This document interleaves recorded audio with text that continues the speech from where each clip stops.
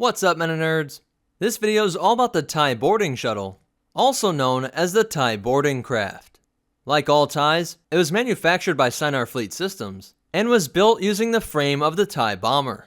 The dimensions of this ship are the same as the Bomber, which had a length of 7.8 meters, or 26 feet, making it almost as long as a Delta VII, and at 8.6 meters, or 28 feet wide, it was about as wide as 4 Chewbacca's. But based on most images of the boarding shuttle, this doesn't seem to make a lot of sense. For instance, if we take these stormtroopers as being 2 meters tall, then the boarding shuttle would have a width of about 13 meters, or 28 feet, which is about 1 X-wing across.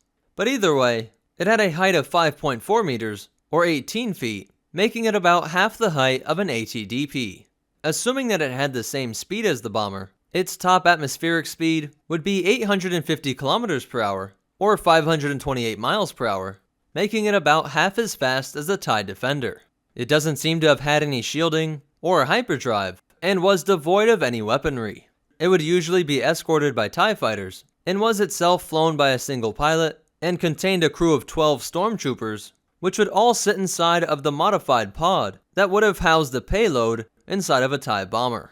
This shuttle would attach itself to a disabled ship, either to its airlock or just to the side of a vessel, and by using its cutting tool, it would be able to slice through any locks or even the armored hull, upon which it would deliver the stormtroopers into the enemy craft. This is exactly what happened to the Tantive IV, Leia's CR-90 Corvette, when it was captured by Darth Vader in the 501st Legion, who quickly dispatched the rebels that were waiting for them in the corridor. This tactic was used throughout the Galactic Civil War, when the larger Gamma-class assault shuttle was deemed unnecessary and would just be overkill.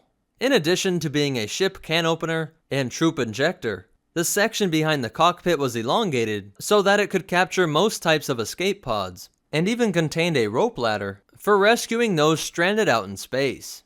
Because TIE fighters didn't have any oxygen inside of their ship, the TIE pilots had to wear these large atmospheric suits. But this did come with the advantage that they could eject out into space, and in theory, could be picked up by a TIE boarding shuttle. I want to emphasize that I'm saying that this works in theory, because most pilots knew that the shuttle was rarely ever scrambled to look for survivors, making most TIE pilots decide to just crash their fighter into the enemy, rather than slowly suffocate out in space. Han Solo and a Constantian warrior known as Charlie were able to hijack a boarding shuttle by getting their life pod captured, and the last time that we see a TIE boarding shuttle mentioned was under the use of a Kalish general named Bentele Sar-Skaarn, who commanded stormtroopers that were unique in the fact that they were not humans, but were instead the rare, simple-minded, and violent species, the Tisrael. This unlikely band of Imperials was able to capture Princess Leia when she was on a peacekeeping mission in the wild space planet Shiva 4. So that's it for the TIE boarding shuttle, but you definitely want to hear these really cool facts and behind the scenes stuff. This ship was originally designed for the first film, then just named Star Wars, but it never made it onto screen until the design was used for the TIE bomber, and was used for the design of the TIE shuttle, which was seen in Empire Strikes Back. A craft which I would have included in this video, but these ships actually have very different stats, histories, and uses. And in Rogue Squadron 3, there were bonus missions in which you could pilot the TIE boarding shuttle. But that's it for the TIE boarding craft.